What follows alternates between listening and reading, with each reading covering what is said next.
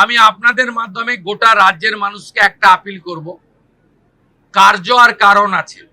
যে কার্য হয়েছে হিনিয়াস ক্রাইম, এর পিছনে আমি মনে করেছি বেআইনি মদের ঠেক, বেআইনি গাঁজা, চরস, মাদক, এটা একটা বড় কারণ। আপনারা পুলিশকে ইনফর্ম করুন, গোটা রাজ্য জুড়ে ডিজিপিকে বলবো আগামী 2 সপ্তাহ স্পেশাল ড্রাইভ দিন।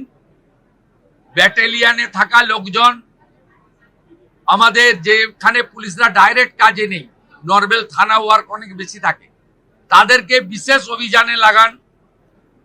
সিওদেরকেও এক একটা জেলা দিন। কমপ্লিটলি গোটা রাজ্যে যত বেআইনি মদের ঠেক, যত গাঁজা, চরস, বর্ডারে তো ধরছেন আপনারা, বেঙ্গল এসটিএফ তো rail station, bus stand recce করে ধরছে, প্রতিদিনই ধরছে।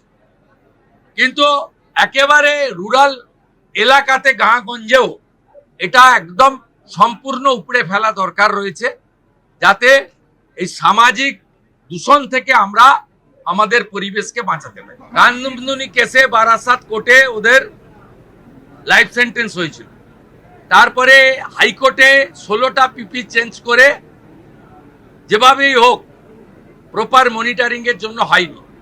কানদুনির ভিকটিম পরিবার সুপ্রিম কোর্টে গেছিল। আমরা সুপ্রিম কোর্টে কামদুনির ভিকটির পরিবারকে সরকারি লয়ার দিয়ে সাপোর্ট দেব। এবারে বিষয়টা সুপ্রিম কোর্টের হাতে, কারণ আমরা কোর্টের ম্যাটারে আমি কিছু বলতে পারি না।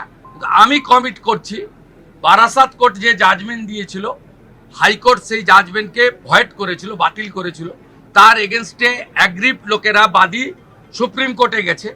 সুপ্রিম কোর্টে এতদিন রাজ্য সরকার অপোজ করছিল, রাজ্য সরকারের পক্ষ থেকে সুপ্রিম কোর্টে অপোজ করা হবে না।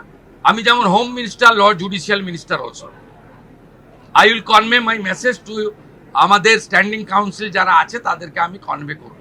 আপনি রেস্ট অ্যাসিওর থাকুন, এসব ক্ষেত্রে পশ্চিমবঙ্গ সরকার কোনো ত্রুটি রাখবে না। ছোট ঘটনাও বলবে না, লাভ অ্যাফার্সও বলবে না, মহিলাটা অন্তঃসত্ত্বাও বলবে না, 10 লক্ষ তো দেওয়া যেতেই পারে, এই ধরনের কথা এই সরকার বলবে না। এটা রেস্ট অ্যাসিওর থাকবে।